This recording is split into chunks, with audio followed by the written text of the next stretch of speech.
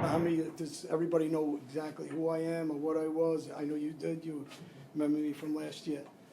So I started off as a kid that grew up in a neighborhood called Woodhaven, Queens, that we nicknamed Death Haven. My last name was known as Alite. I'm actually Albanian, I'm not Italian. And I got involved with the Italian Mafia through another boss and his family, which was the Ruggiano family. And Fat Andy Ruggiano was the boss of the Mafia. And very important figure in the mob world. And he was actually the first guy that I knew of that was that powerful. I met other mob guys, like famous names like Lucky Luciano, was a guy that's pretty famous, movies about him. His cousin, Charlie Luciano, was Blackie. Blackie was a guy that I was around since I'm literally a baby, 5 years old, 4 years old. And I would go to the Bronx to card games underground with my father. My uncle was there working with Blackie, Luciano. And they ran a 3-card game Monte.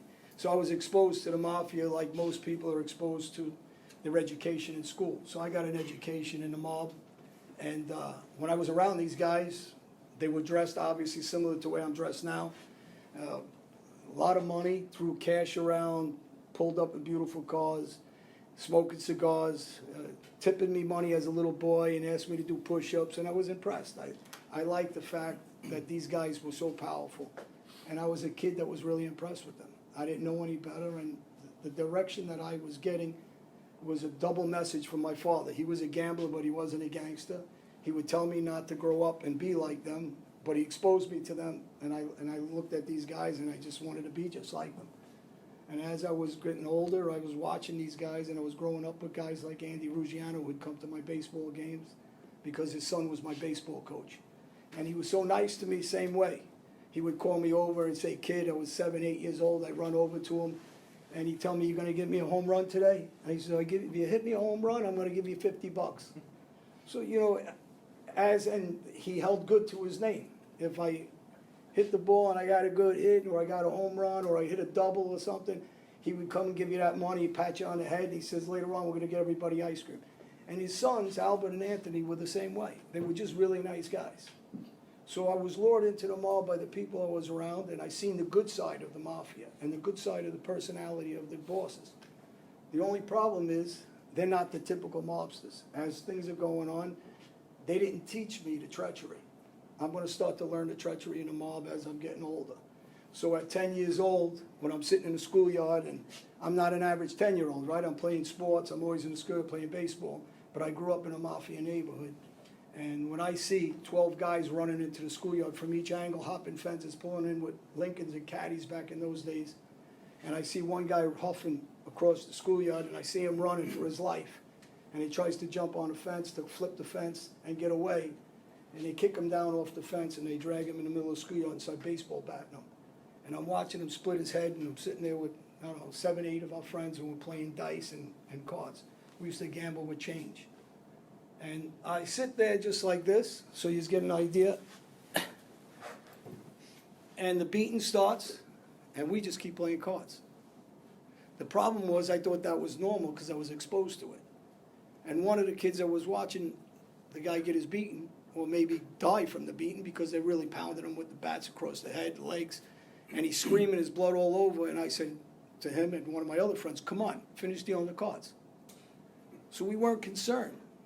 After they finished giving the guy a beating, he's laying there, he ain't moving, who knows if he's not breathing, we're not even checking.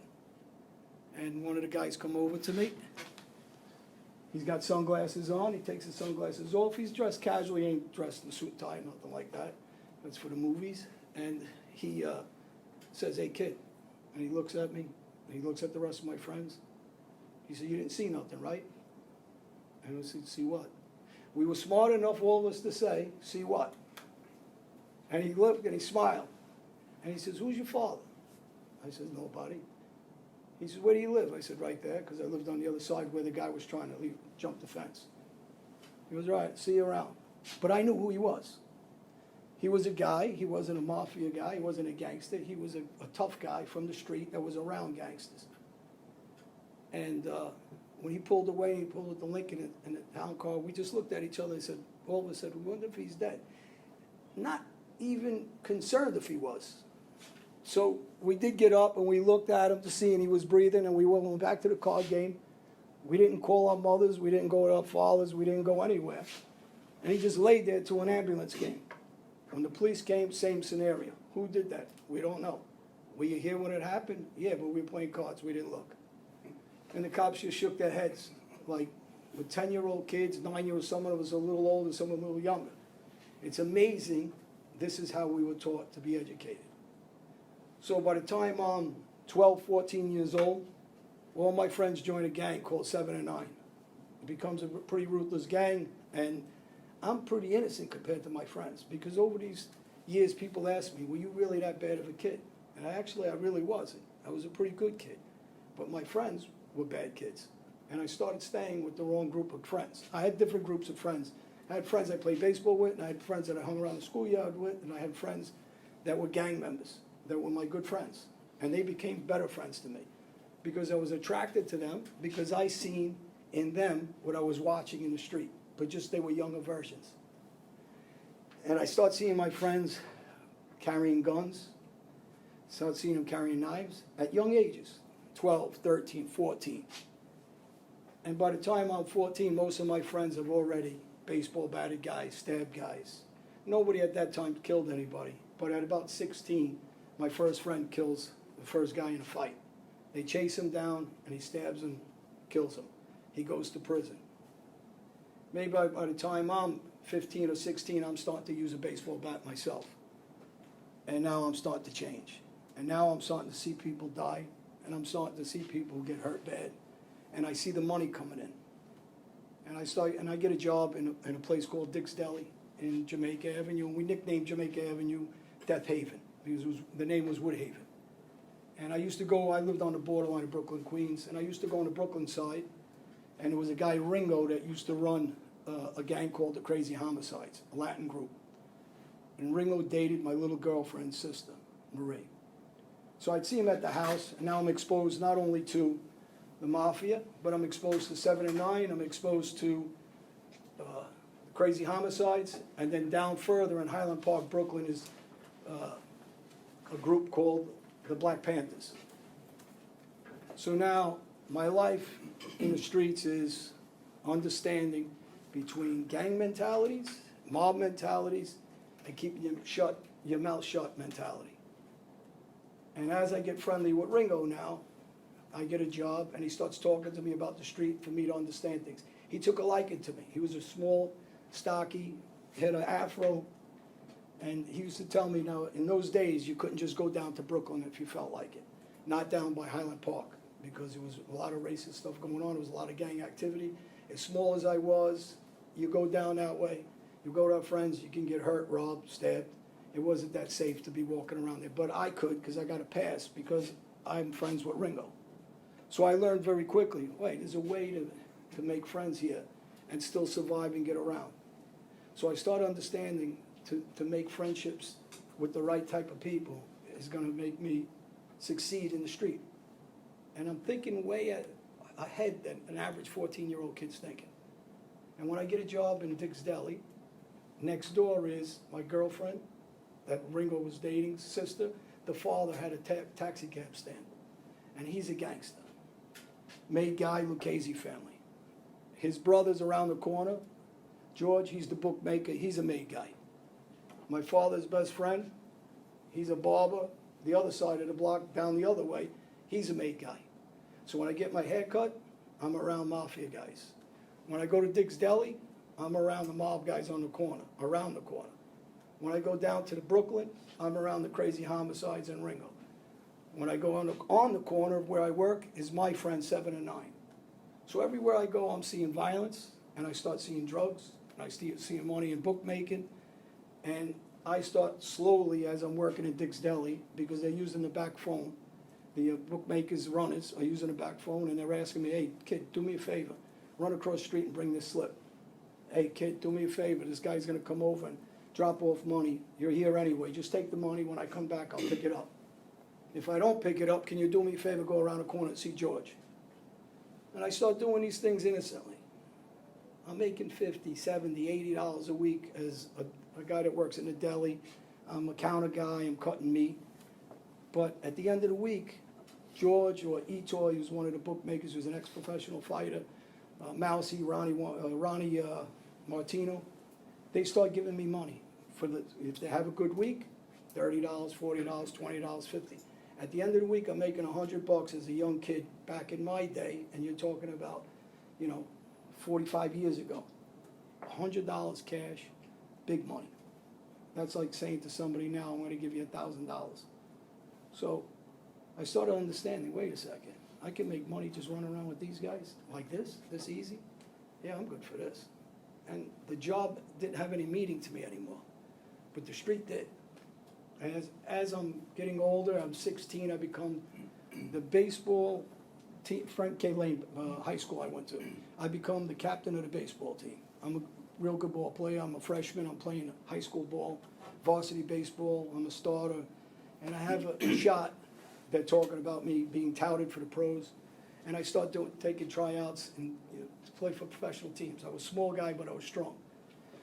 So I was recognized as a power hitter for a guy my size. I won the home run trophy for my team for youth league. Before that, I won a home run trophy. So I was recognized as, hey, this kid's a tough kid. He's strong. And on the street, I kept hearing he's a tough kid. Playing baseball, I heard I was tough. And I kept hearing that. And that rang in my ears, and it rang the wrong way. Instead of being aggressive and continuing school, I didn't even think about school. I only wanted to go to school to play baseball, and at the same time, I was going to a boxing gym with guys like Jerry Cooney, if you guys know who that is. He fought for the heavyweight title of the world. So he fought the same gym as me. Albert Ruggiano was a fighter, Fat Andy's son. He was at the gym with me. One of my cousins was at the gym with me. Billy Estrema was at the gym with me. And everything around me was being taught to be violent. My father meant me to learn to be tough, not to get bullied. But what happened was I learned the opposite. I learned not to get bullied, but I learned to be tough, and then I learned to be aggressive. Because I'm watching people at the same time. One of my cousins, Patsy, I'm a young kid. I'm running around from him, about 16 at the time. And he asked me to drive him somewhere. I don't know where I'm driving. He says, don't tell your father you're taking the car. I take his car. He goes in a bar. I hear gunshots. He robbed the bar, took the money, brings in the car. He flips me a couple of hundred. He goes, don't tell your father. My father liked him. He was a wild kid. But my father wouldn't have liked what he just did with me. But now I'm looking at him like, wow, he just threw me a couple of $100. I'm not thinking consequences. I said, I was in the bar, he was in the bar. And I leave and we go home and I park the car again, and my father notices the car's in the wrong spot. And he said, did you take the car? I said, no, the neighbor needed me to move it because he wanted to put his car in the park. So I learned now to start lying to my father also. And I'm not 12, 14, I'm 16 now. Maybe a couple weeks later, my cousin tells me, Johnny, stay away from my apartment. I don't want you to come over there. I got some problems. I don't want nothing to happen to you.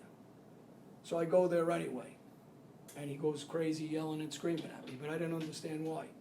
2 days later, he was shot dead, shot in the head twice, and they killed him, mob related. So that was my first experience where I'm starting to see friends of mine dying besides people that my friends killed.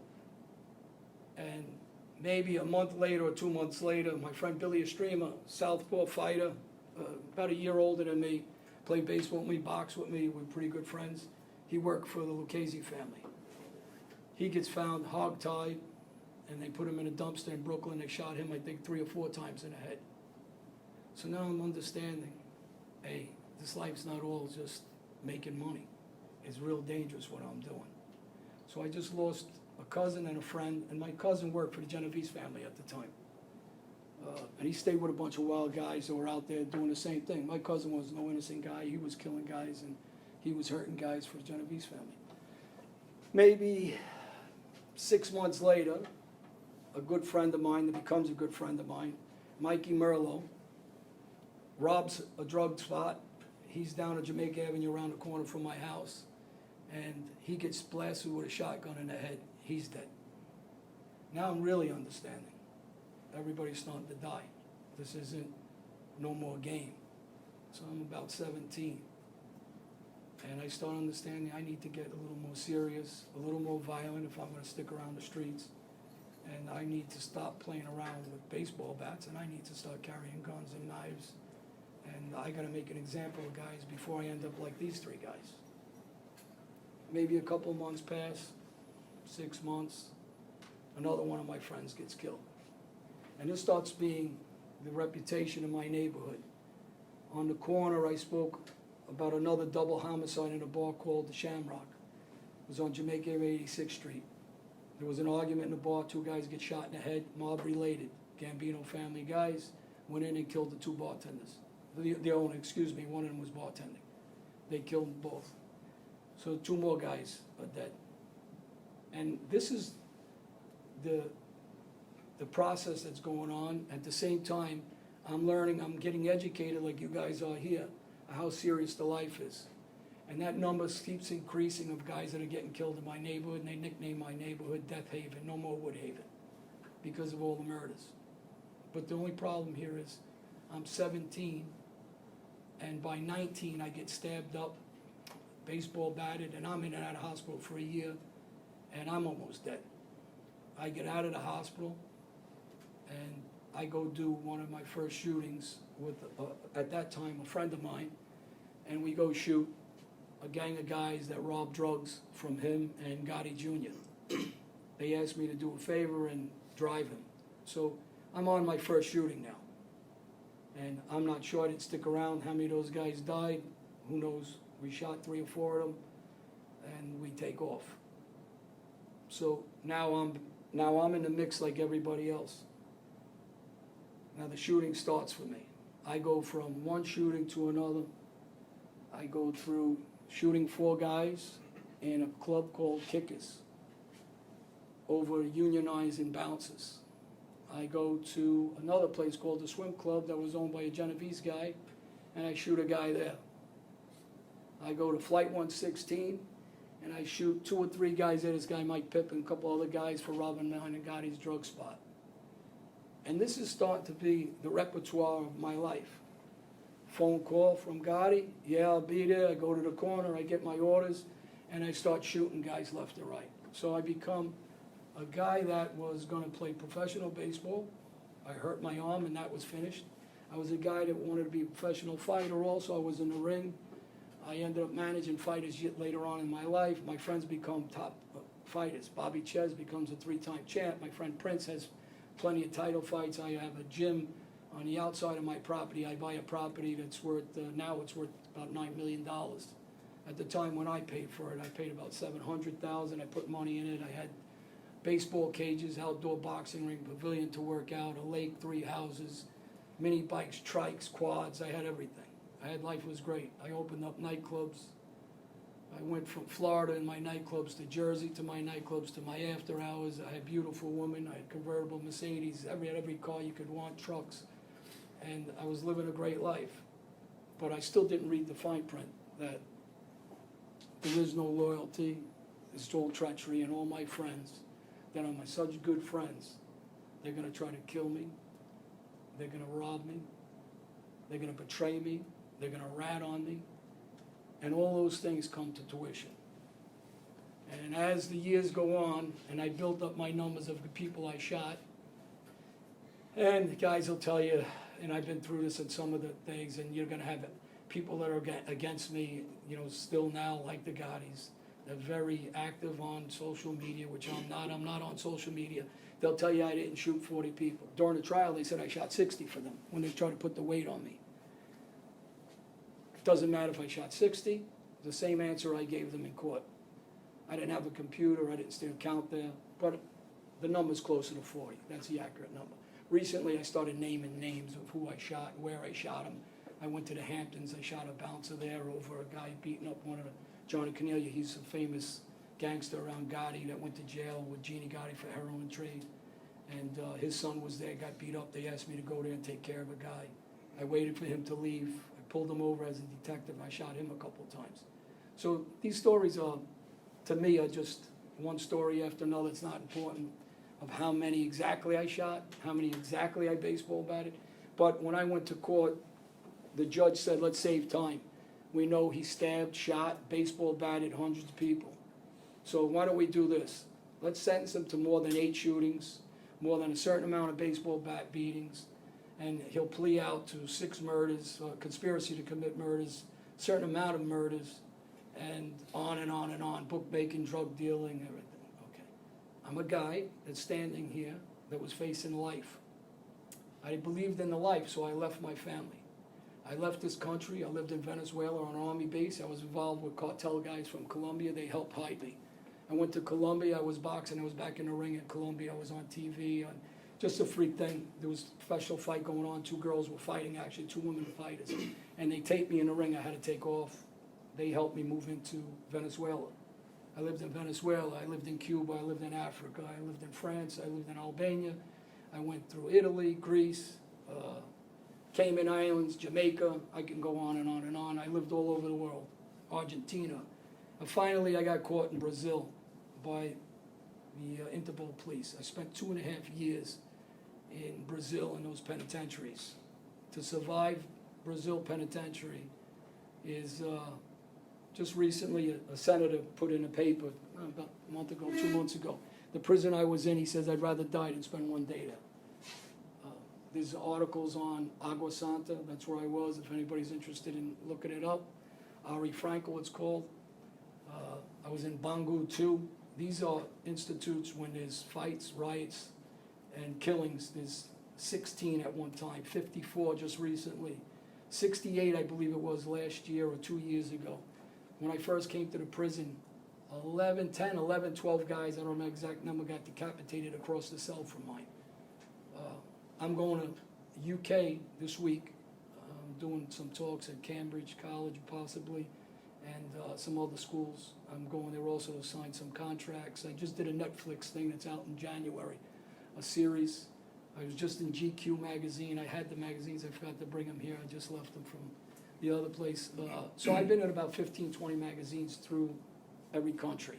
I travel around and I talk about this stuff. And the reason why I talk about it is so you guys, even though you're sitting here, because I went to college too.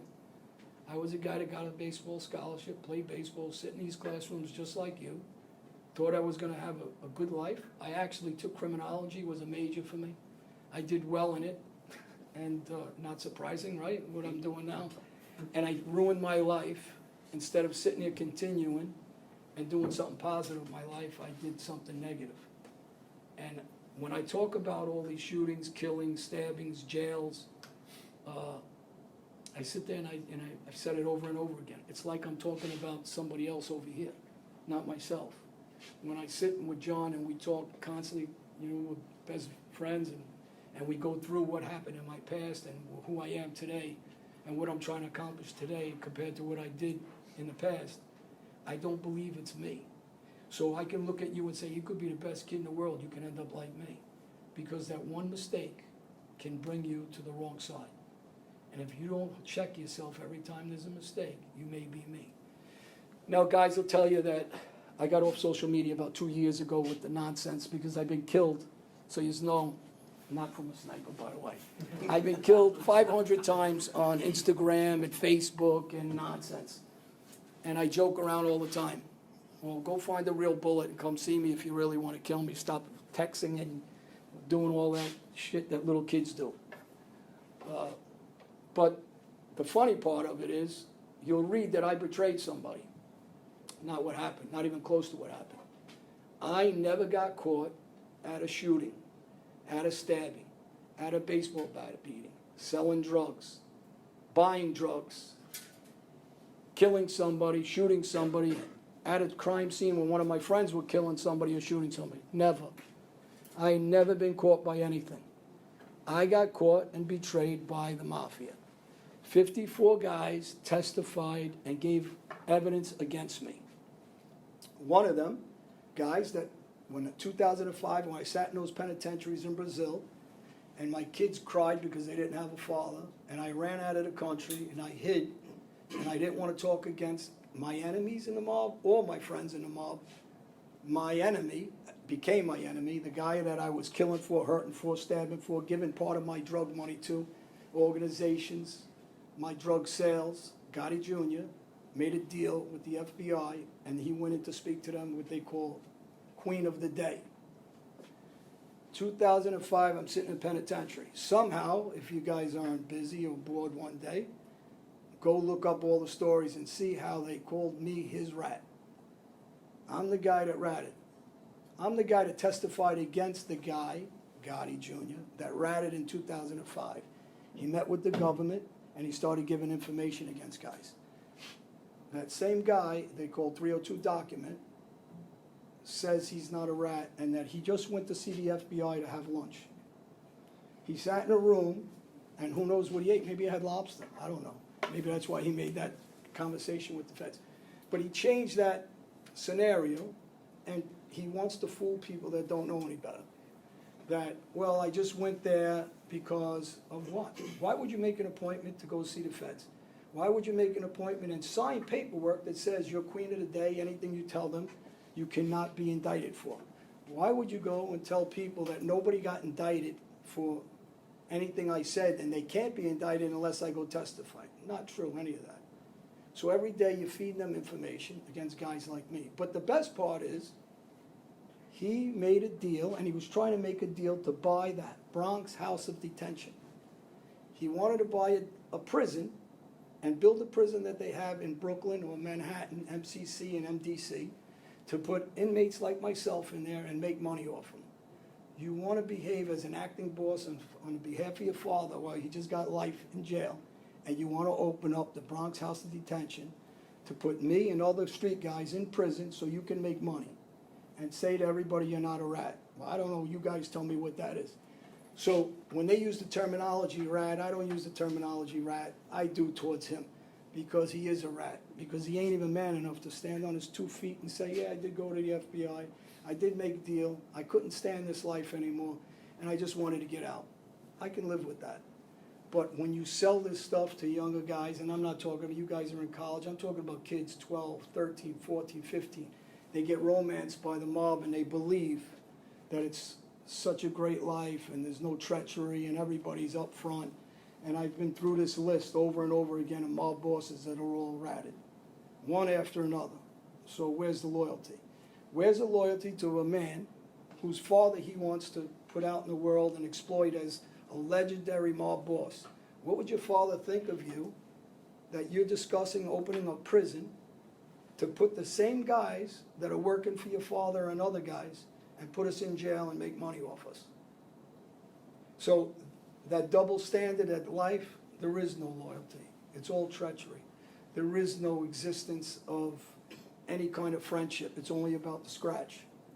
Anybody that says anything different, if I want to get beat up, I'll stay with my girlfriend. So if I want to get, people want to bullshit around, people, you guys, the more educated people I speak to and kids that I speak to, young adults, and you guys ain't kids, young adults, you guys aren't stupid.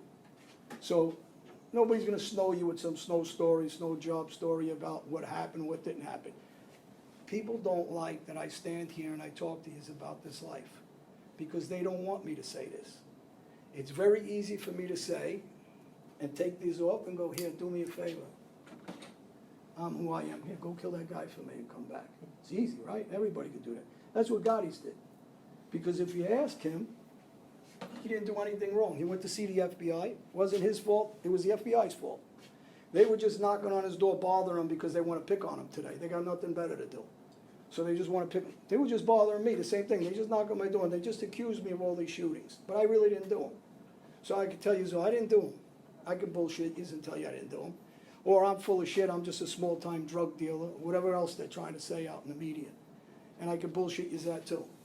But if I'm such a bullshit artist and I'm a small-time everything, I'm out here for 8 years. Why ain't you killing me? What are you afraid of?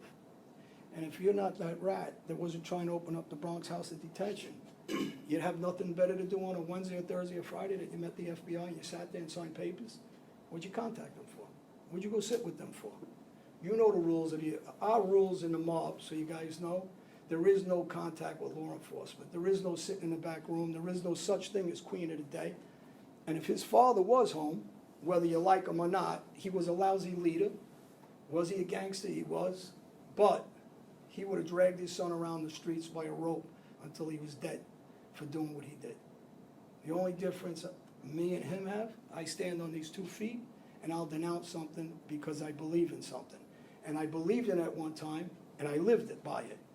And I almost died by it, I lost my family by it, and I went to prisons by it. In and out of jails my whole life for about 20 years. They'll even comment about how many years I did in prison.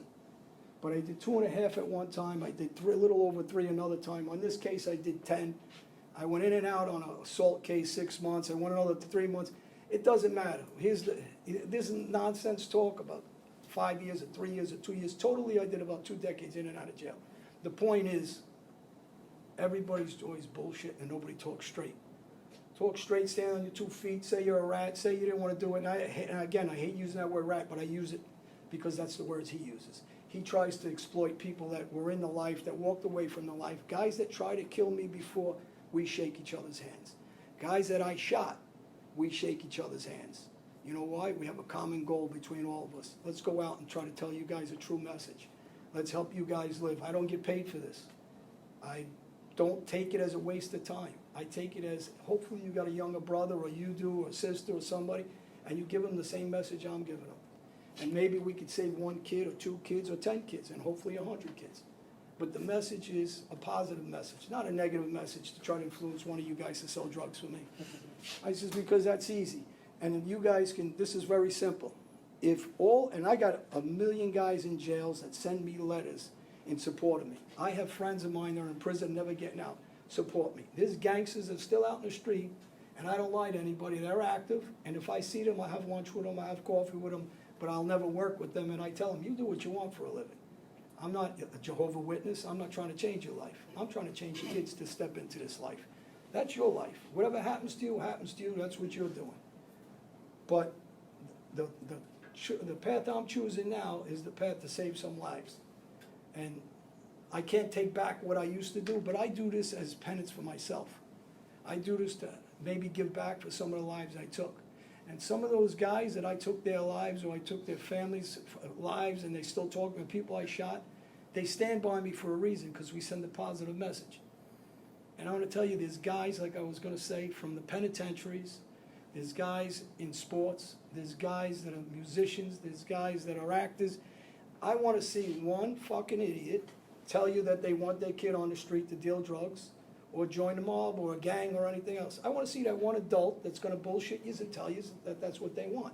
So if this message is wrong, you find me that one person at any of those things, or politician, that anybody wants their kid to ruin their life in the street. If it's such a good life, as of being chief of police, if it's as good a life as that, or as good a life as Jay-Z singing, or as a good life as a Michael Jordan playing ball, or as a George Clooney as an actor, then give them that. You guys are gangsters, you're from the street, you're in jail. Give your sons and daughters a bag of junk, tell them to go sell it, give them a gun, tell them to go kill somebody and go get it. Obviously, no one really believes in the shit.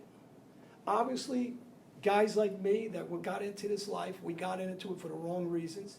We made major mistakes, and I'm fortunate enough to get a second chance. And I took that second chance, and I told everybody when I got that second chance that I'm not on parole, so that nonsense somebody says, well, he's doing it because he's on parole. I'm not on parole, I'm off parole. So I'm not doing it. That was the excuse when I was doing these talks at juvenile centers, different states, different countries. Then the other excuse was, well, he's making money. I'm not getting paid for this. So they're out of excuses now. I do it because I want to do it, because I want to save your life if you make a mistake.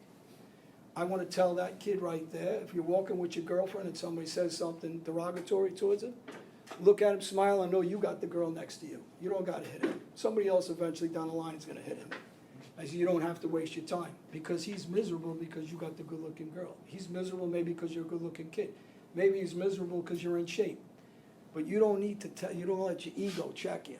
My problem was I used to be impulsive.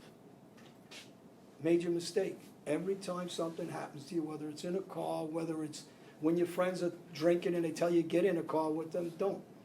Think, because you only have one life. And make those decisions that you want to make, but think about them before you jump to them. Because I hear every day, my girlfriend can tell you, my kids can tell you, how many times I get threatened, how many times I get dumb messages, how many times I read shit that's sent to me. If I had the time to go shoot and beat everybody, I wouldn't even have enough time, even if I wanted to do what I used to do.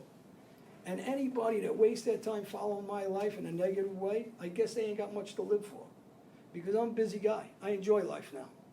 I'm with my girlfriend, I'm with my kids, I travel, I'm doing shows, movies, I got 3 books out, I got a 4th coming out, Darkest Hour 2 with Susan Pike. Nice woman, great writer, Georgia Anastasia wrote my book, Gotti's Rules. I have no reason to waste my time. I'm Albanian, in my country there's a saying that they say in Albanian about barking dogs. Let that barking dog go and just keep walking past him, because that dumb dog's gonna still be barking when you keep going down the block. Don't waste your time, in other words. You know, you're a good-looking girl, somebody says something to you, they're insecure. So if they put you down, whether it's another girl or guy, they only do it out of fear of what they can't be. They can't be you. And really, life lesson is, don't ever follow what I did, because I suffered a lot. And, you know, that's my talk. So you guys don't suffer, and you guys end up living a good life and keep doing the right thing that you're doing. If you really want to fight that bad, you can't control your temper. Like I always say, get in a boxing ring and go fight. Fight all day. Go learn to train. That doesn't mean you do it out in the street. You don't get any money out there. So if you beat me up out in the street, what does it get you? You're going to tell somebody, I just beat up Johnny Alite? All right, that'll get you like a prop for about 5 minutes. 10 minutes later, no one gives a shit. You hit the wrong kid in the street, you're going to get maybe 3 brothers that he has, maybe he's going to jump you. Is it worth hitting him? Or you hit it the wrong kid, and maybe he's going to come back 2 weeks later and try to shoot you from behind. Is it worth it? For what? They didn't beat up your mother. You know, these things, you got to think, especially guys, because a kid just lost his life over nothing, over a girl. He was walking down a block with a girl that's with his ex. It's his ex-girlfriend for I don't know how many months. So that kid just lost his life. It ain't his fault. He just met the girl, he's walking her home. And the kid that killed him is in jail. I don't know how many years he's get, 20, 30, 40, whatever. But the funny thing is, I just sent messages to the families. Whether they get him or not or receive him, I said to him, you know what I would do to that kid that's in jail? Don't kill him. Take pictures of the girl and ask the girl if it's okay when she's out with her next boyfriend. Because what's this idiot doing in jail? He just took somebody's life. He went to jail to what? Stop her from what? Going out with another guy? She's a young girl. Of course she's going to go out with another guy. So I would send her pictures every day. She's on the beach. She's with this guy. She's here at a club. She's with this guy. You're in jail. You just lost this guy. You made this guy lose his life, and you moron, you're in prison now for the rest of your life. For what? You think you're going to force a girl to like you? It's important for you guys, especially because life's too short. Well, that's about it. You guys got the gist of everything. I try to not bore you, and if you've got any questions, anything you want, you can ask me, and I'll answer them for you. And hopefully, this message resonates to you. Here's your time, guys. Don't ask about that sniper. I don't know who he is. She keeps ducking. She's over here like this. She's sitting like this the whole time. I have a, okay, so. I have epilepsy, so I wear this a lot because the lights bother me, but go ahead. Have you, since all this has happened, and then you've gotten to this point in your life, while you're like, you know, out and about and minding your own business, yeah, you get the threats, but have you ever encountered someone actually trying to do something to you? Oh, yeah. In person? Yeah. So I'll tell you a quick story since you asked that question. I had a fight with my girlfriend. I went and got drunk a little bit. I went into an area of guys I hurt in the past, and I was in an industrial area, and about 10 guys came for me, and I was with a nice kid. He knew one of my sons. He was going to become a police officer actually at the time. And when they came in, now I'm an ex-fighter, so, and I've been in the street, beat up, fighting all the time, and people always ask me for autographs in the street. Can you sign this? Can you take a picture? And somebody asked me, another person asked me, and I was pretty drunk. I just drank in about 5 different bars, and I usually don't get sloppy drunk. This actually was the first time I've done something like this since even when I was active on the street. I don't do it. And I was standing this way, and somebody punched me from nowhere. I didn't see him. He hit me here. Another guy hit me from behind, and the kid that I was with, I dropped my phone, and then the bouncers got involved, and they tried to throw me out. But before they threw me out, I asked the kid, how many guys are outside? He told me about 10. Now, in the past, I was involved in shooting some of those guys. They were dangerous guys who I believe it is. But the guys they sent are straight punks. If you wanted to kill me, I'm dead drunk. I'm in an industrial park. If you waited 2 minutes or an hour, it's 3 o'clock in the morning, I gotta walk out the door. So kill me, be me. You want to get a reputation off of hitting me? You didn't knock me down, you didn't knock me out. I don't know anybody that can rock, who can hit, that knows how to punch, isn't knocking anybody out. First off, I'm not 25 years old. And you couldn't hit me and even knock me down at this, and it's 2 years? And you want to come off as your gangsters? You're just wanksters, you're frauds. So if I got a respect for you, you should have stabbed me up in the place, because it's obvious your place. Somebody told you as I was there, I was only there for 5 minutes.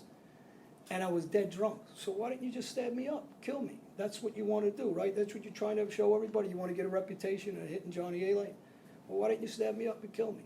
When I walked out the door, why didn't you just wait and shoot me in the head? Then you could be me. Then you could say, oh, I used to be the way he used to be, and take that reign. But they're cowards. They can't even fight, and I've said it over and over again. If they can, here's what I always offered. I offered it last time. I'll take both of them at my age in a ring. Everybody can watch, and we go bare knuckle in the ring, and they can have 2 of them just against me. Because I know one thing, they fucking can't hit, because they didn't even hurt me when they hit me. And honestly, I was having trouble walking, that's how drunk I was. Stupidity. But, you understand the point. If you really want to do what I said earlier and build a reputation off yourself from me, then why didn't you kill me? What are you punching me for? So after the incident, the bouncers threw me out in the back of the industrial park. And there's a river there off a bridge, and I just dove in the river. It was wintertime. And somebody made a comment, well, he's so tough. Why'd he dive off a bridge? Well, I told them I didn't have my Superman cape on that day. There's 10 guys with baseball bats, guns, and knives. What am I supposed to do? So this is a routine. If you're in the street, there's nothing to say about getting beat up. I've been beat up 100 times. And not with 10 guys. I'm not Rocky. This ain't a TV show. There's guys that beat me up on a regular basis. Well, I thought you were a boxer. I am. That doesn't mean I can beat everybody I fight. I said, doesn't mean I'm going to sit here and lie to you and tell you I haven't lost fights. Yeah, I won the majority of my fights. I lost fights. I've been stabbed up. I've been shot. I've been battered. And because of my stupidity that day, I got punched in the mouth. And if they were any kind of tough guys and men, they would have killed me. I said, because there was history before with me and these guys. But the guys I had the history with, I think, is the ones that sent these guys that were in prison. So I said something on camera, I think it was in Dallas, right? And I said, I might not like this guy Vito. He did a lot of criminal stuff. He killed a lot of people. I have crimes against the mob. I don't have bad crimes.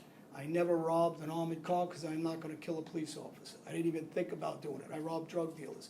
Why? Because I was okay to kill them. I'm being honest with you. I'll never lie about that because they signed up to be on the street.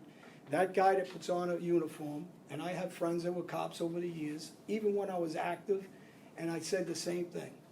I'll never pick that gun up and shoot one of them. They didn't sign up to go against us in the street. So if I'm going to get caught and a cop was going to catch me, it was either catch me or me shoot me, I was going to let him catch me. Never did I pick up a gun against one of them.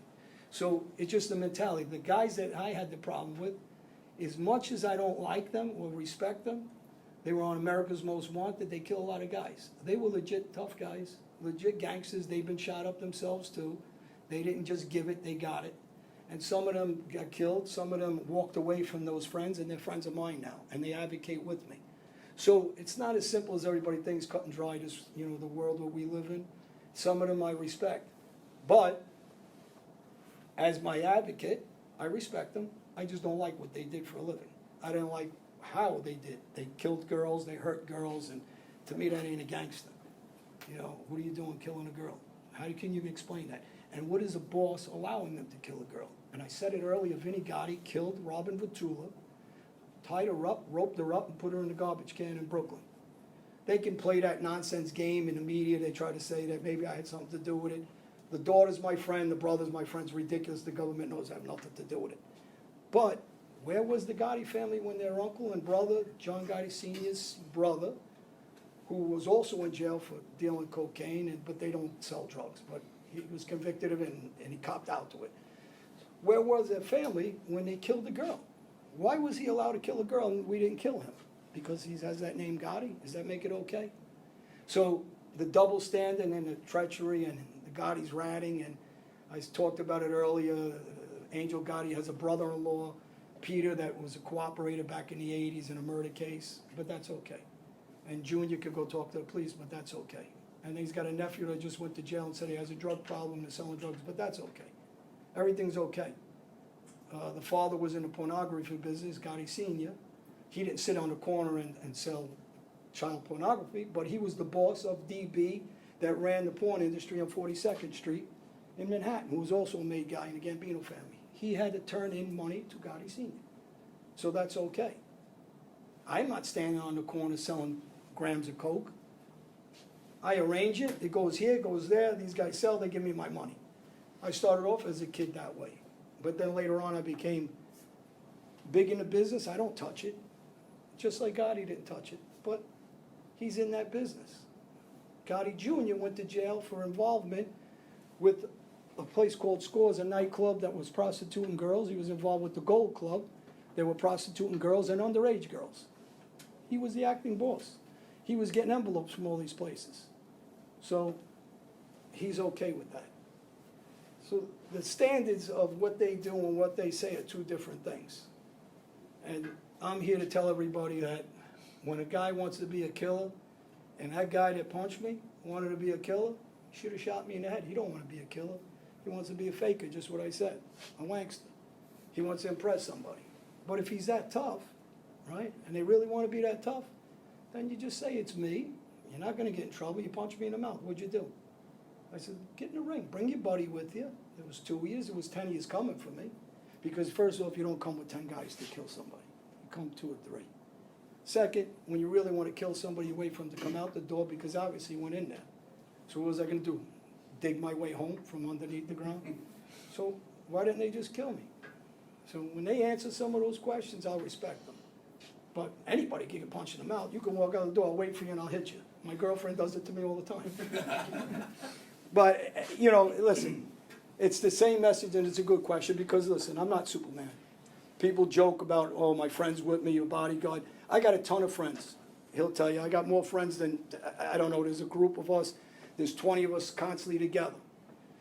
If I wanted to kill anybody still, trust me, I got more power than most people. And I got more friends than most people, and I'm Albanian, and my whole country follows me. I can do so much more damage than I used to do. I don't choose that life. I choose the life of walking away because every time I shoot somebody, stab somebody, hurt somebody, it's like me shooting myself, stabbing myself, and hurting myself. So if I go hurt this guy tomorrow, I lose my freedom. Why would I do that? Why when I have a good life? I'm in country to country. I enjoy life. I'm in best restaurants. I go eat.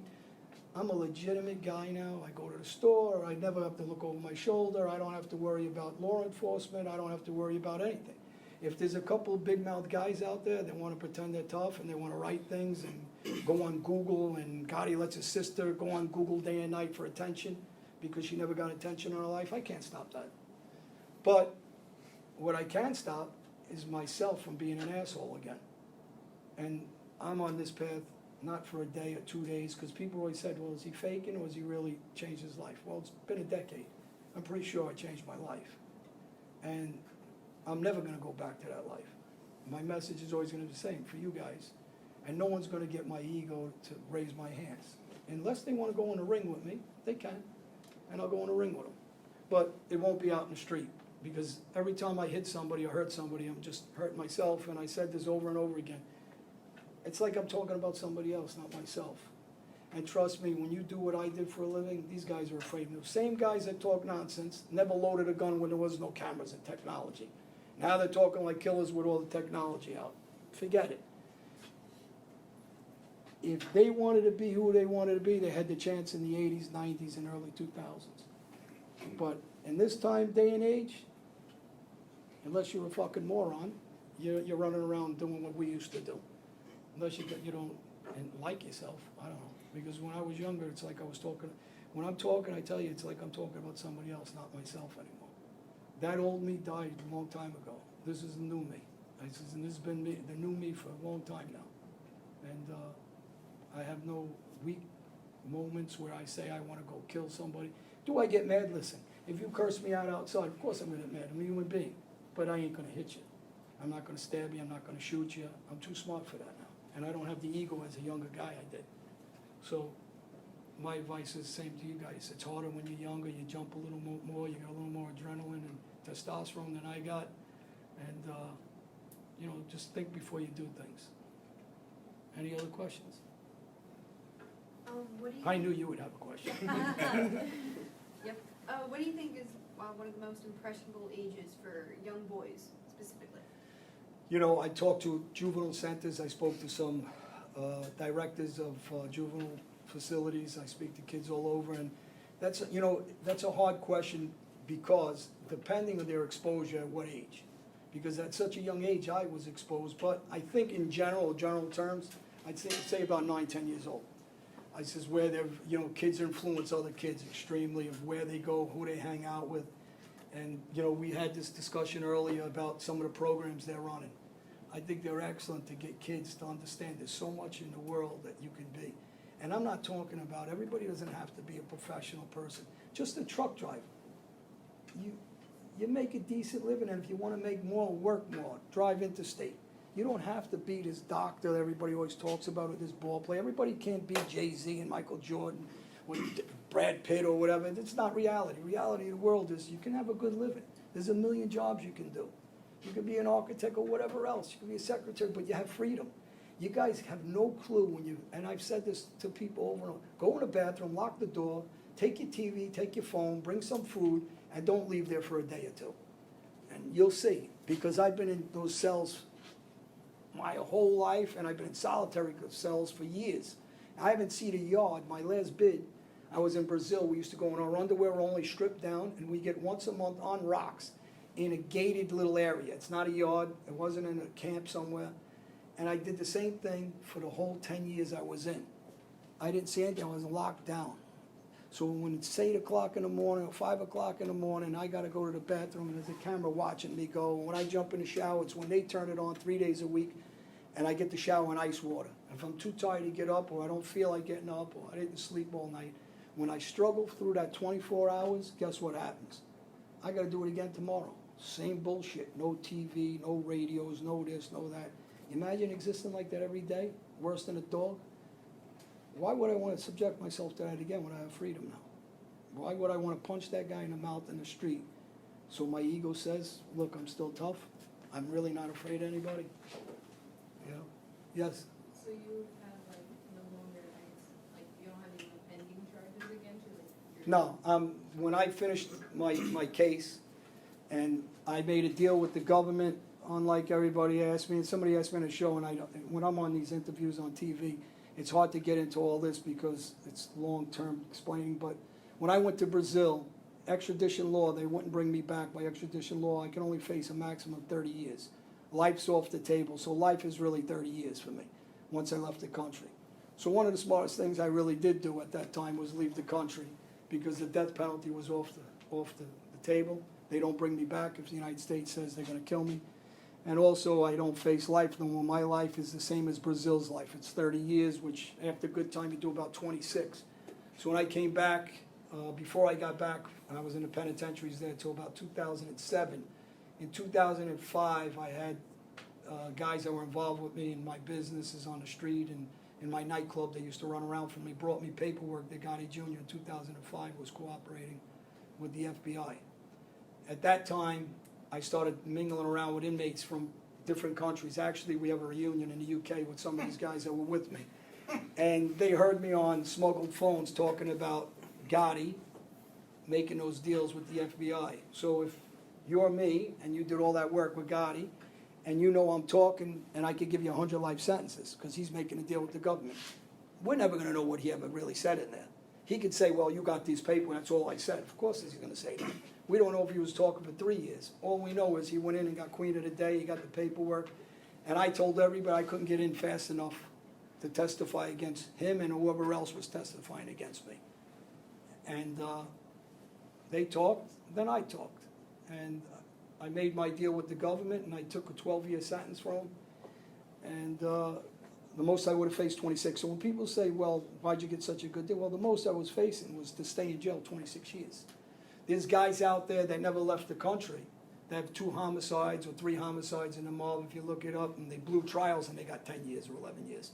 So I actually didn't get a great sentence for a guy that said, okay, I'll come in and I'll testify against a guy that's a rat. You know, and I went through those names of different bosses in the Mafia that were cooperators, rats, informants, whatever word you want to use. But Gotti Jr. was like Whitey Bulger. I give names that were bosses, and Bulger was a boss in Boston. He did the same thing.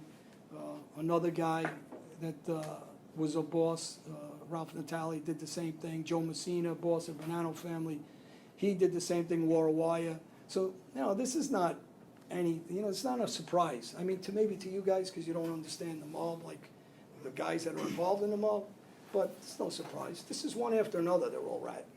And, you know, when Gotti made this deal, and he thought nobody would catch him. Go on 60 Minutes, watch the arrogance of him. He was on there 2 or 3 times, bragging like he was, you know, you got to just listen to the tape and laugh for yourself. And then know that he already went in 2005 and I exposed him.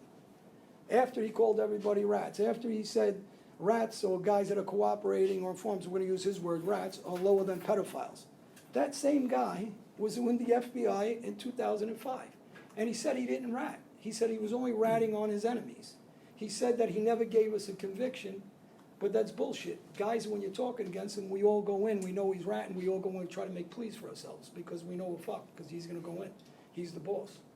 Although we don't respect him, although he's a guy sitting behind a desk, a paper pusher while we're doing the work, meaning the violence, but he's a rat. You can't change it. He tried, then he said he only ratted a little bit. So I told him the same thing in the media. I only got that girl pregnant a little bit. I said, so he's like stupid. You know, these are insulting to people's intelligence.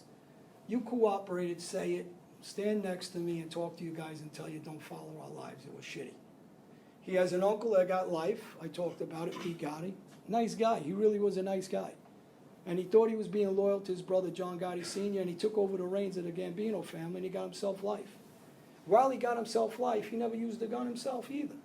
But since he's given the orders, he got a life sentence, a RICO racketeering case, and he destroyed his family. His daughter, Linda Gotti, Angel Gotti and John Gotti Jr.'s first cousin, went and testified on that double homicide I talked about in the Shamrock. And she had guys get convicted. Well, one guy, the other guy died. And the other guy that had convicted was a Gambino soldier who died in jail of a heart attack. She's a nice girl. She didn't do anything wrong. She's an everyday girl. Why should she suffer the consequences of the dumb choices of her father? And the father now is begging his way, and he denounced the Mafia. He's begging his way out of jail. And I feel bad for him because he really wasn't a bad guy. He was a sanitation worker that was on disability, that was retired or didn't retire, one or the other, and he became a gangster that never did nothing, just collecting money for Gotti Sr. and giving passing orders to kill and do whatever he was told to do.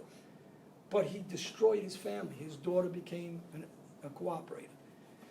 He is getting life. His wife left him. His girlfriend killed herself over it. And then there's the other brother, who I said earlier, Vinny Gotti, who killed a girl. Tell me where the honor is in this life. And then you have another brother, Richie Gotti, Sr., John Gotti Sr.'s brother, who also destroyed his family. He had a son, Joey, who was a sweetheart kid. The nicest kid you guys will meet. If I didn't tell you who he was, you'd say, wow, this kid's really a nice kid, polite, sweet kid. He killed himself because he couldn't take what his father was doing. His sister, Danielle, dated my cousin for 6 years. His wife, Richie Gotti Sr.'s wife, used to open her door to my cousin, his friends, me once in a while. Anytime we wanted to come in at 4 in the morning, cook us breakfast, joke with us, nicest lady around. They destroyed their families. Destroyed it. They were decent guys. They destroyed their families, no excuse for it. And then he had another son, Richie, who was a plumber and he worked in a deli also. Nice kid. He wasn't a gangster. He grew up as a nice kid. And they put guns in his hand. Just what I said earlier. What fucking moron would put a gun in his own son's hand? I forgot to tell you. Well, Richie Gotti Sr. is that fucking moron. He put the gun in his son's hand, and that poor kid went to jail, and he ruined this kid's life. I don't know if he's home now or not. He got 8 years, 10 years. Now, why would you do that to that kid? Why? When I have problems, and I have problems in the years, I never put my son in. My sons are tough kids. They're in good shape. They're fighters. They're boxers. I tell them every day, if somebody bothers you about me, go tell my father, I don't give a fuck what you think of him. I don't tell you to stick up for me. I don't tell you if somebody says I'm a rat, or somebody says it, let them say it. I said, if they're so tough, tell them to put a gun in their hand, go to the store and buy a couple of bullets, it's $50, and come kill me. What are you so scared of? What are you telling my kids for? What are you running around like a child in the neighborhood say don't stay with his sons? So, you know, when I hear this, you gotta see how weak they are. Like, this is like stuff a little Girl Scout will do. So, you know, when people ask me, don't you get mad? Of course I'm mad. Those are my kids. The only thing I can say is if somebody tried to harm my family, I'm like any parent, and the only difference is I'm a very violent old parent. And then I guess they'll see if I change that much, and hopefully that'll never occur, and I never have to do what I used to do. But any parent would. You know, people, I talked to PTA one time, and one of the women said, I said, you're a killer too. Let me go near your kid, tell me you won't run me over with a car, hit me with a bat, stab me, anything to protect your child. Everybody does. Who's not gonna protect their children? Yes. John, just to follow up on that question, when you made the deal with the government, obviously they couldn't identify every crime that you committed. So did they have some kind of wording in there, was any and all? Yes. Or something like that, so where they couldn't close every case, it would be double jeopardy if they found out new information today, it's already included because it's any and all. Yeah, it's any and all, and if I'm lying, you can rip a deal up in the past when I was on parole. Okay. Or they could try to re-indict me for crimes that I commit, but I never lied. I told them, when I first came in, the government asked me, you come in. I left. I says, I couldn't get in fast enough. You guys picked me up with a Gulfstream 5 private jet. And I says, if I could get my own jet, I would have got here when I found out what these guys were doing to me. So I never hid the fact. I'm not like most of these guys and saying, oh, I didn't do it. No, I did do it, and I'll keep doing it. I says, because what they did to me. I didn't want to have this go on. I just wanted to have my own life and walk away, and that's it. But since they did this and they started a warfare with me, now I'm telling everybody, well, check, I never got caught with anything. And, you know, when I came back from Brazil and they brought me on that Gulfstream 5 and they locked me up, and I seen the list of guys cooperating against me, and the prosecutor himself, later on, after the case is over, 54 guys came in against me. The same guys that claim they didn't talk, they were all talking. One guy came in from New York, and I've talked about him recently, Johnny Burke. He worked for me. No tough guy. I'll beat him up and down this room with my hands if he was out. But they talk like this to their kids, and they let their kids believe they're really tough. But here's the funny part. He's at Citrus County getting shaken down, buying pizza for a group of black guys that know me. And there's also a group of white guys, and they come in, when you're in jails in Florida, they circulate you from jail to jail to jail. And one of the guys comes to me and he says, you know, Johnny Burke left the prison the other day. I says, oh yeah, I know. He went to Disney World. He'll be back in a couple of days. Where the fuck did he go? He went to Disney World, right? He went to see a prosecutor trying to make a deal. But he wants to be a tough guy and bullshit his family and bullshit the kids in the street to make it sound like he's the stand-up guy that got life, and he's a coward. So I'm the first guy to say he's a coward, right? Because he worked for me. I know what he is. That same guy was a junkie, but he runs around with a Bible, and he tells everybody he's religious, but then he goes and he fucking smokes crack. And then he goes and he beats up his wife in front of his kids. And then he goes and he starts to sleep, or tries to sleep, with one of my friends' wives while he's in jail. That's the stand-up guy. The same guy that goes and he shakes down a guy and he tells him the money's for me when he's lying because he ain't man enough to go get the money himself. And I can go on. And I made all my guys pay his mother shakedown money because he said he was going to rat in 2001. But that same guy's got these stories going out. At least I sit here and I tell you with my own 2 feet, yes, I'll talk, yes, now I will cooperate, yes, and I don't hide. I got no reason to hide because these guys aren't men. They're cowards. They're not even men enough to rat right. So if they're not men enough, and you got John Gotti Jr., who has his sister doing his fighting for him on the internet. What gangster supposed to be a famous family named Gotti, the father, the boss, has his sister running around on YouTube and Google and internet, and Facebook and Instagram, and just talking garbage? Where's him? Where is he? You actually aren't embarrassed? Your father was a famous boss. Whether we liked him or not, one of the worst bosses ever in history. He lasted 4 years. Got everybody locked up, got caught on 1 million tapes. But that's besides the point. He was a gangster, and he was from the street. His father's got to be doing all kinds of flips with Bar and Bailey Circus that this guy is ratting, he's letting his sister run around like this for attention, it's just, and then they wanna give an image of a gangster family. And that's the reason why when he did the movie Gotti, he did a movie about his father, you got about 300 people that watched it. Well, who's gonna watch it? Who's gonna respect you? They know you're full of shit. At least say something that's truthful, and at least come up here and say, you know what? I'll stop when you tell the truth. When you come up, tell the truth, because I stay here, and I've done so many shows, and so many interviews, and so many movies, and so many books, but I'll tell you, if you ask me, did I cry? Fuck yeah, I cried. What do I look like, a robot? I was losing my life. I was in cells. I was being tortured. I got beat up. I'm not gonna lie to you and tell you I didn't get beat up. Somebody didn't hit me. Why would I insult your intelligence? I'm not walking around with Keanu Reeves. Is that who played Superman? Yeah, I'm not Superman. I didn't walk around with that cape on. I mean, you gotta be so full of shit to bullshit people the way these guys do. It's incredible, So I don't even know what to say anymore because it's frustrating not to be able to get the word out even further. To let everybody know the real truth, so you don't even think about ruining your life. You don't even think about being insecure, because I have a friend who was an attorney, one of the best human beings in the world, and never got into a fist fight. Oh, I did actually once with my brother when we were kids, and never again. And he's a man, not a coward. He's a man, and strong, and in good shape. But he's smart enough to know, why would I waste my time? For what? Was somebody going to pay him to go outside? If he didn't know me and I wanted to fight him, he should laugh at me. What the fuck am I going to fight me for? I mean, for what? So there's guys that, that I know that were in the armed forces, like Lance, our friend. He's seen action everywhere. Iraq, Afghanistan. That's a tough guy. That's a man. And the nicest guy in the world. And a big bastard, if you've seen him, you just look at him and be afraid. And he's a gentleman. Those are the guys that, people, if I ask you to follow him. Follow him. Follow the chief. But I'm the first guy to say I was a fucking idiot. At least I'm man enough to sit here and say I was a fucking idiot. What the fuck was I doing? I thought I was at war. So the message got to be honest to you guys, so you understand. I have no agenda with you and with any of you. My agenda is just to tell you, don't follow that life. Don't follow the street.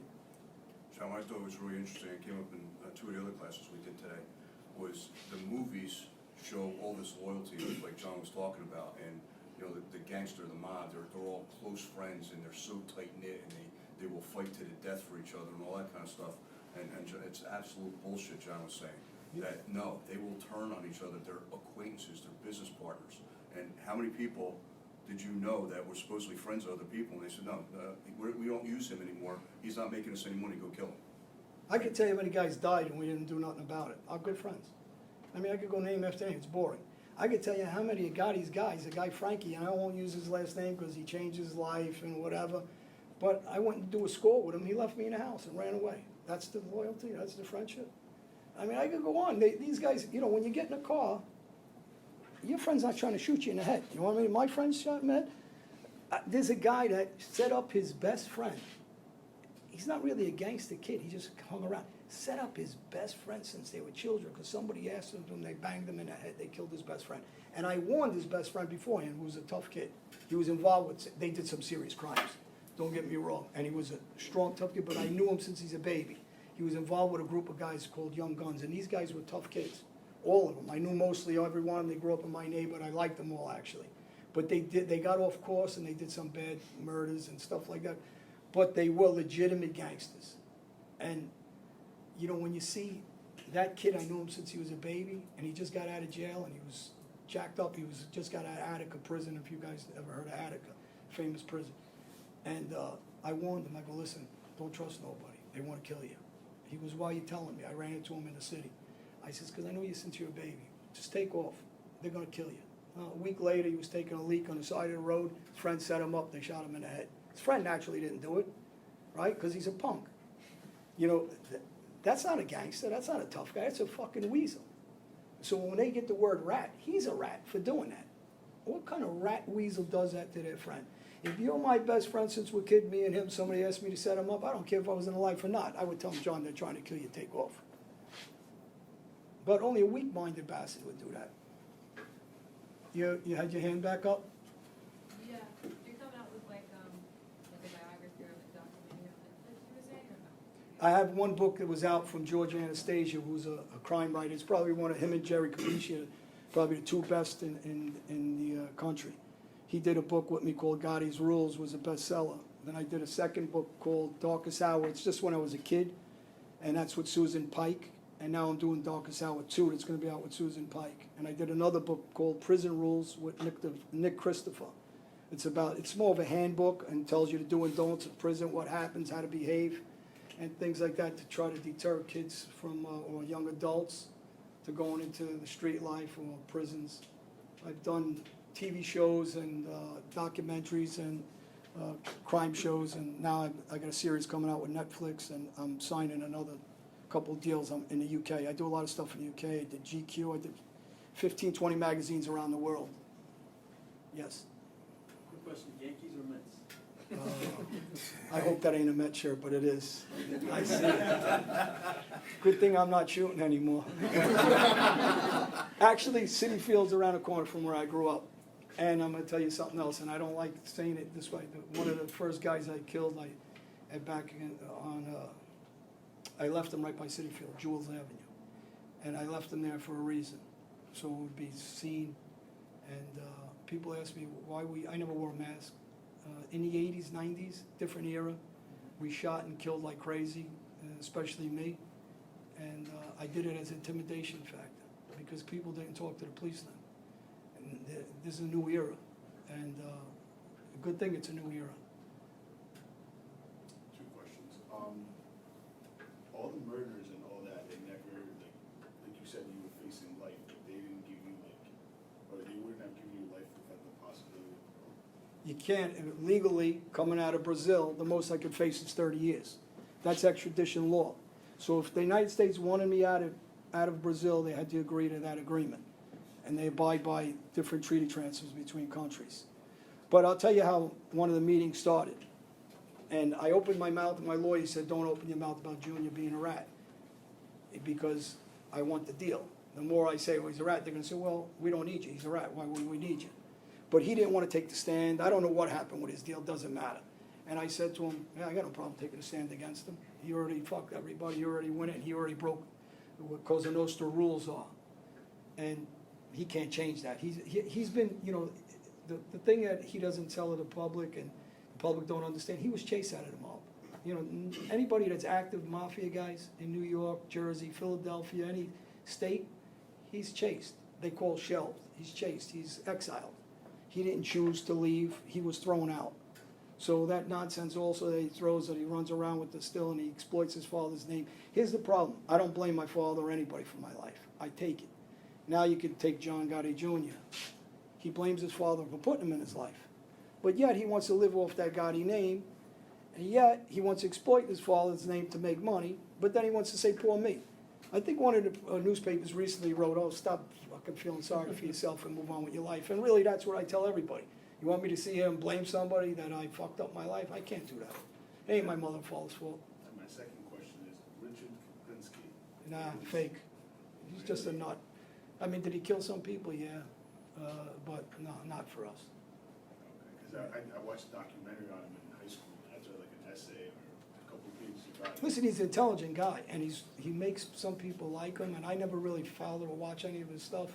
But no, it doesn't work like that. So you understand, when we go, like, Gotti had a wedding, and his father had it at the Helmsley Palace.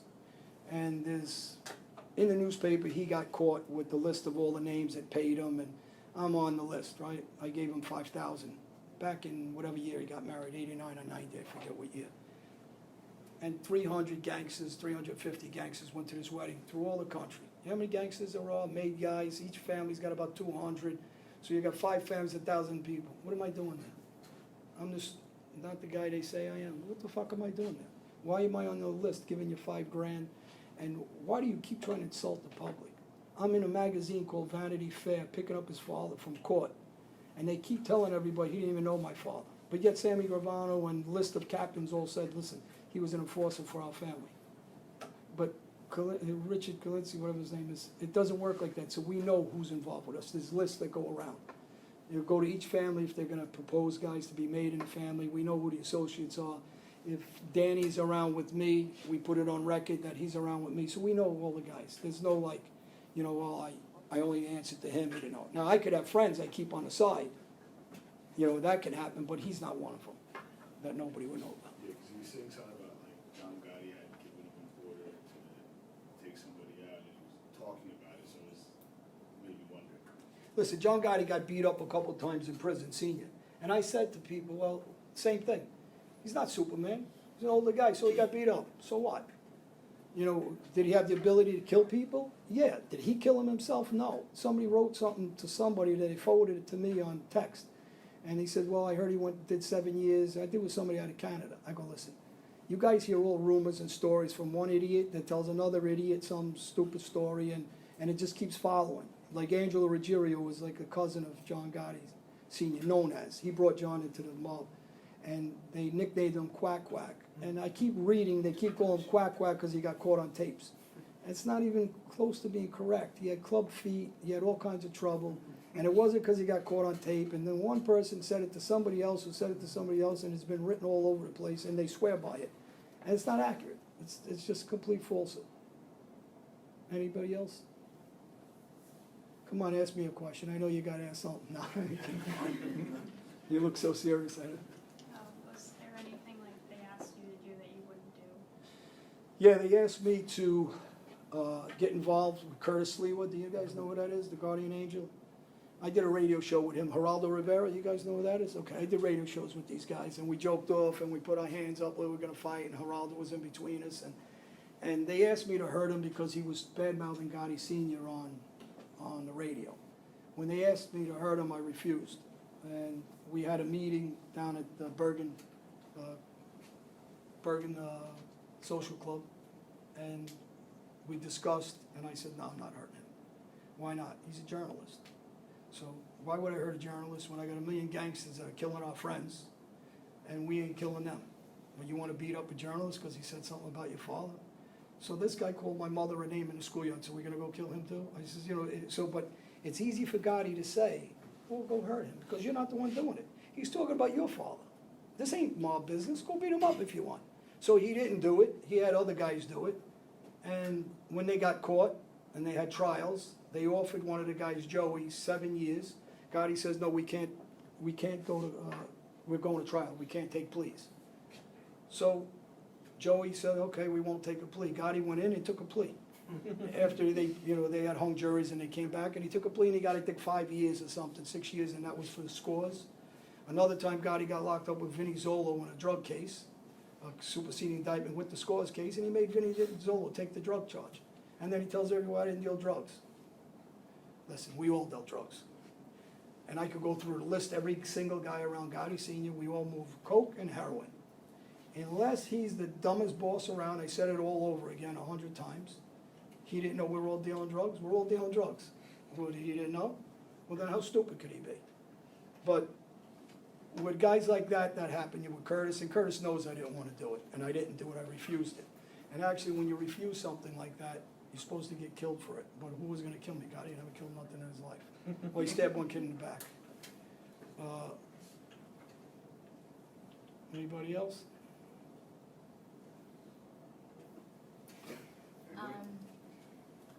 I just wanna know, like, how did it affect you mentally? Oh, I'm fucked up. Like, growing up and going through so much crap, did you ever, like, kind of, like, freeze whenever you shot someone and, like, oh my God, what the fuck did I do? No. All right, on that note, I'm gonna go home. I'll finish answering. I never froze, and you don't really know. Like, when they come to kill me, I didn't know what they would do. And when they tried it, the last time when I jumped in the bridge, I said, you know what, it was probably the best thing they could do for me. Because it brought me back to reality of stuff, not for them, for other guys. I should pay a little more attention. I was getting too cocky, and I was like, I was invincible. I always felt that way. When I wanted to do something, and guys that know me, and I can go again through lists of things I did, I walked into the guys when I shot the 4 people. I walked in, shot them. Guys got guns too. I walked in, and after I shot them, I sat down and I had a drink, and everybody's screaming. And my one friend that drove me says, why aren't you getting in the car? Let's go. I said, no, this is the point. And the point was that I don't give a fuck, right? That's my mentality. Now, for me to say that's normal, of course there's something wrong with me. Yeah. I mean, I don't know what. That's why I said it's like I'm talking about somebody else. I'm not that same guy like I used to be. I don't know what brought that anger, but I can't blame other people but myself. I wanted to be good at what I did, just as I was in the ring, or just as I was in baseball. I tried to be the best I was, and I guess I just looked at these guys, and, you know, people that know me, I'm gonna tell you something, know that I'm never shitty to people. I'm always polite and all of this. But I also have a switch that I don't turn on now. But back then, if somebody said, well, I didn't know it was you, well, that's too late now. You know, so, and I didn't think anything of it, and I took guys from the street as fair game, and you gotta remember, in the life I was living, showing any weakness or softness gets you killed. So I was very aggressive. And I guess that's the excuse. What happened to I Jimmy told Hoffa? you you had a, What happened to Jimmy Hoffa? I don't know if you find out, let me know, we get a big award for that.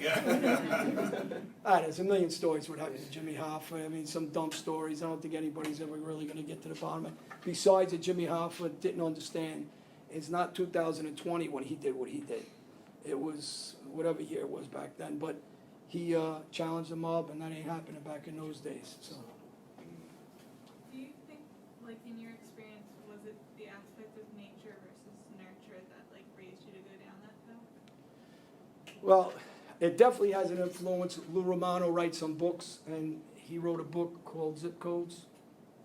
And I think it's really something that's really true to what you're saying, of where you're growing up and the exposure of what I had. Unfortunately, I was exposed to what I was exposed to because of my neighborhood. But that's no excuse either, because, you know, I talk about people that are very wealthy.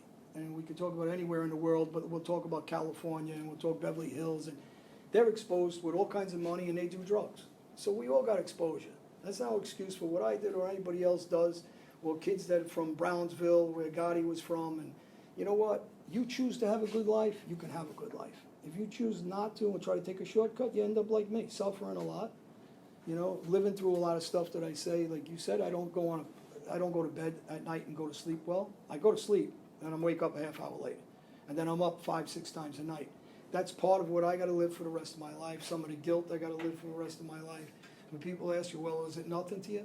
You know, 'cause I hear that a lot on some of the shows I do. You seem like it was like a baseball game to you. I said, but it really isn't.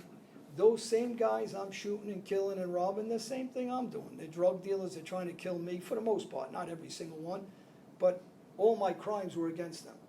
And to back up, I think somebody asked me a question about all the murders. I think we talked about do I have a deal, Right. can they come back? This is how my deal started. I walked into the office with my lawyers. I brought my own, from jail, I hired my own woman to take notes. What are they called? The stenographers. I paid for the stenographer, and they started asking me questions. And I sat down and I said, well, let me start, because you just don't believe what I'm saying. I didn't kill Dennis Harrigan. Dennis Harrigan was a guy that was around a Bonanno family guy that also killed women and killed some people, and I robbed his drug house.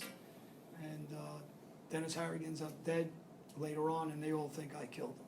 So I started off saying, no, I didn't kill Dennis Harrigan, but I killed him, yeah, and I killed him, and I ordered him dead. And, you know, I started going through what I did. So they understood. I said, listen, I'm not everybody else. When I decided to come in here, after I know all these guys broke Cosa Nostra rules, I'm not hiding anything, okay? And then they try to lock me in a protective area. And so everybody understands, I refused it. So when someone says something different, I refuse it. I went out on my pods, where I was in Florida. I put my chair in front. If I got into a section where they had TVs, sometimes I did, sometimes I didn't. And I never hid from anybody. Until later on, they forced me into some other areas in jails. But before that, I always stood on my own 2 feet, just the way I do now. I don't need a group of people to okay what I'm doing. I did this myself. Somebody else, they go hide in different countries or different states. That's their business, how they handle themselves. And I'm not saying they're weaker. I'm just saying that's how they handle themselves. But I handle myself like this, like I always did, head on. And I face what I did, and I don't think I'm doing anything wrong. I'm sending the right message. And if somebody could tell me that Cosa Nostra is loyalty and not treachery, and these guys follow their rules, I'll keep giving you more and more bosses, not underlings, not just regular made guys, bosses that are all at it. So where is that loyalty to that organization? And I'll tell you about underlings, like I just told you, there's Johnny Burke, that his friend that I say to give money to, he's sleeping with his wife or trying to sleep with his wife, and that's his loyalty? Where? The same guy that wouldn't even buy his family a house, and then he's running around with the Bible, and he's doing junk. It's okay that you believe in the Bible, because I got friends of mine who are very religious. I believe in God. But don't use that Bible and lean on it, crawl on it, talk about it, say scriptures out of the Bible, and then you're selling junk.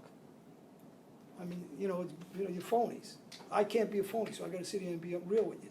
I sit here and I tell you, I cried, right? I'm not saying, oh, I'm a tough guy. I tell you I got beat up, because I want you to really understand the true reality of this world. I just wanna, say. Me and you are going to be good friends now, because you're not worried about that sniper no more. I'm not, if it happens, whatever. Just see, you're getting. If it happens, you will know it. Yeah, you want to. You got any money on you that we should know about? $2? It ain't bad. It's all right. It's enough for a coffee. With everything that you've gone through, it just surprises me, the fact, just the fact that you're sitting here, being able to talk about it, and you're so real about it, and you're really open about it, but you're also kind of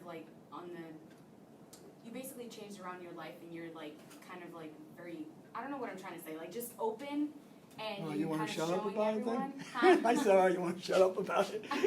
You No, just, go. I don't know, it's crazy that you've gone through so much, and then you had the opportunity to change, and then now you're advocating it, and you're showing that, anybody Well, can you know change. why? Because I swear, if I could go back to when I was 14 or 15, it just doesn't happen. You don't get a second go around. So if I can stop, because I sat here, just like he's sitting here. I really was a good kid. If somebody says, how was that kid? I played baseball, I got a scholarship, I was famous as a ball player all over. And, I was a boxer, I got a scholarship. I passed the Series 7 test. I don't know if you guys know what that is, to have a broker's license. Wall Street's a tough test to pass. So I did have some opportunities. And, I just don't want to see somebody like me that was sitting here, because people always tell me, why don't you go to the inner cities only? It's not the only place people fuck up. I mean, we all have our own issues. But I'm not as normal, and I mean this, as normal as it seems. I got things that I got to deal with that I deal with. Okay, here I look like, oh, everything is great. But no, everything isn't great. I got issues, family issues. I got personal issues. I got some mental issues. I can't sleep. That's going to be for life. That's the stuff that everybody here doesn't see. As much as I talk about it, you're not going to see it. And, I learned to adjust my life, because if you're strong, and I was strong on the street, I was strong in the ring, I'm strong mentally overall. Everybody has their weaknesses, and like I say, you cry, you get back up, and you don't quit, you move forward. I was a wealthy guy, I was broke when I came home, I came back and I pushed my way up, and I have a decent living again. So it just depends, I'm not a quitter, so I guess that's the reason why I keep pushing. And you even went through therapy, right? Yeah, you're He's gone therapy for through therapy. years. I still That was go. your original question. Yeah. He has, and that has helped him Yeah, to do this. I've Right. seen the same woman for years, and when I came home, even when I was in jail, once in a while I would call her. You ever watch Sopranos and they say, oh, that's bullshit, this guy's not talking? Well, I really was calling him. So what was the hardest part about changing to your new lifestyle? The money. Nah, listen, the money too, but there's ways to make money. The hardest part of changing lifestyle is just what I said. I am who I am. So when a big mouth that I know is a punk, and he's trying to get a rise out of me, and there's a couple that have been trying to get a rise out of me, and Gotti always gets guys to get a rise out of me because he's not man enough to do anything on his own. Never has. He can't answer why I keep saying, why do these guys keep talking for him? Talk for yourself. And if he says, well, he's worried about cases, because you're going to hear that too. Okay, we won't talk about you. Let's talk about just your father. Just your father. You can't get in trouble talking about your father. Let's talk about your father. He's just a fucking coward. I don't know any other word to say with the guy. So the adjustment is holding my temper, but I learned to hold my temper. Because every time I hurt somebody, I hurt myself. Every time I react to one of those idiots, I'm just hurting myself. So I look and I say, you know what, I like myself now. Obviously before I must not have. When you say in Florida they forced you to go places, what do you mean by that? Well, you can't choose. Like if they want to lock you down and say, well, we're locking you down because you're a risk, for your life and other people's lives, because they're not sure if you're gonna kill somebody in there that's trying to kill you. They're not sure if they're protecting you, they don't really know what's going on. So they force you, whether I like it or not, in a 24-hour cell, locked down. And I fought it for a while with my lawyers, and I stayed out actually for about a year and a half, I guess, in those compounds, and I told everybody the same message I'm giving now. I'm the killer, I'm the violent guy, I'm good with my hands, and if you wanna try your luck in here, I guess, everybody knows what my resume's about. Well, you better be serious, and you better come serious to kill me, because if you don't, let's see what I do to you. And did anybody, Well, because they're locked in the same room as me. did anybody ever? Nah.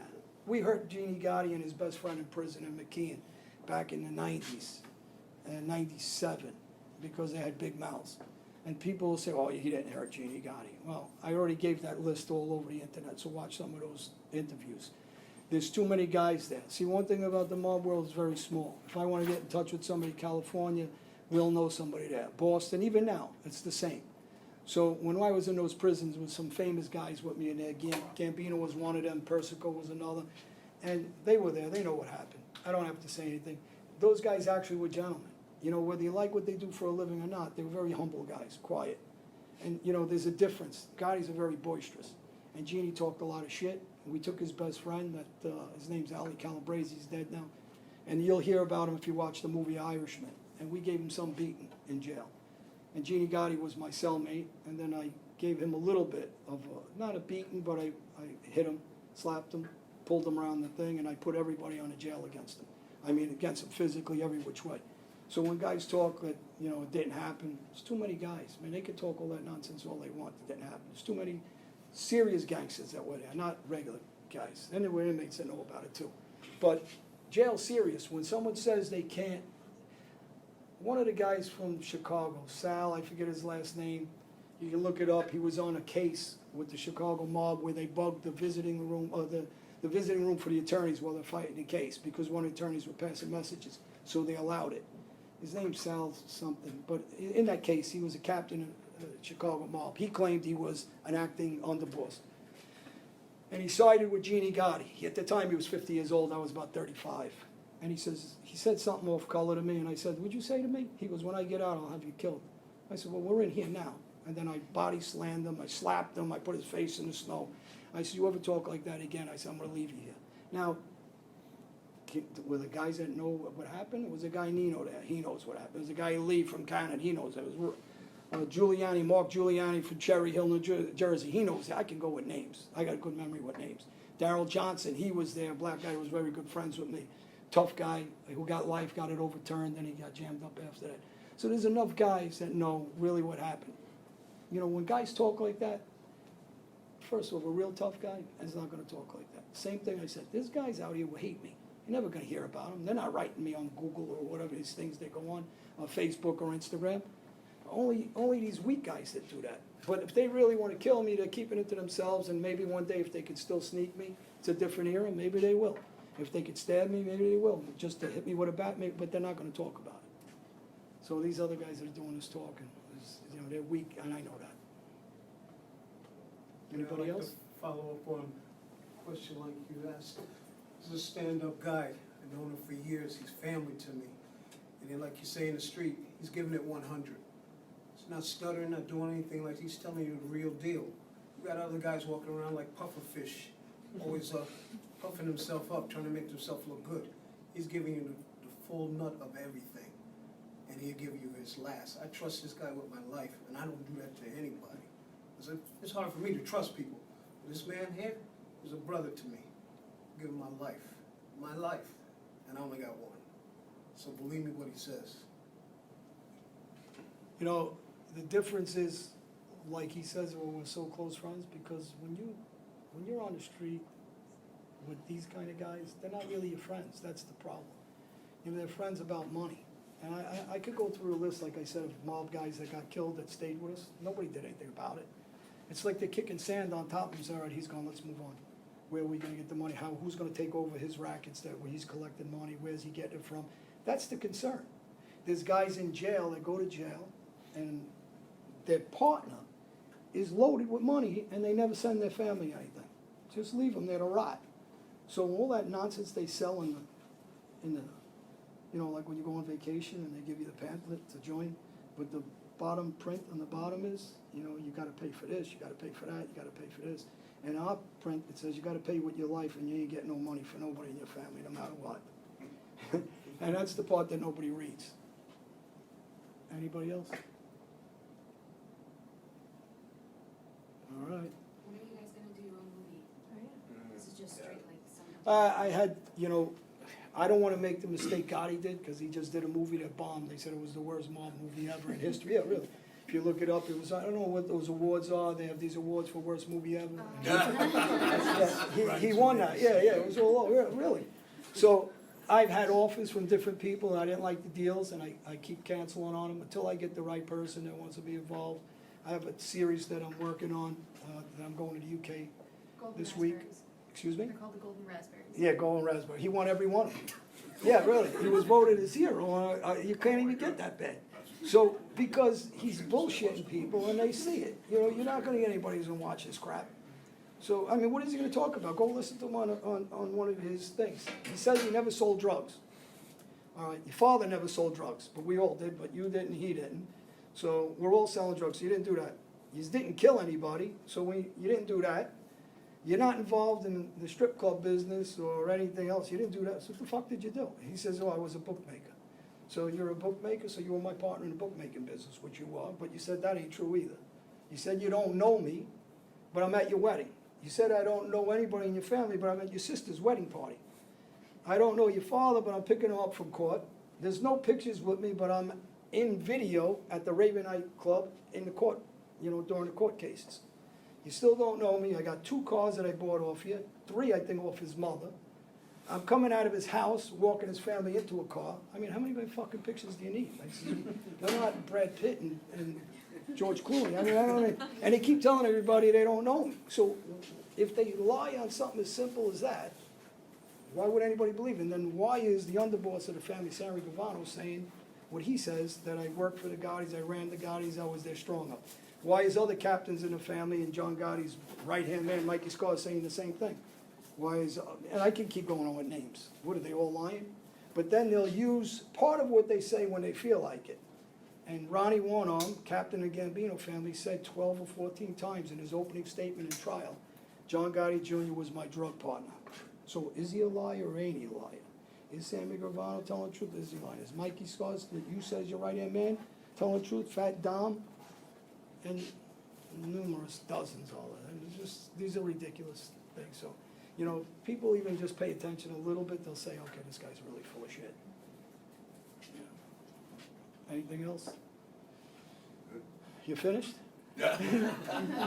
All good. She's not gonna be able to sleep tonight. That's good. All right, everybody, All right, thanks, thank John. you. I hope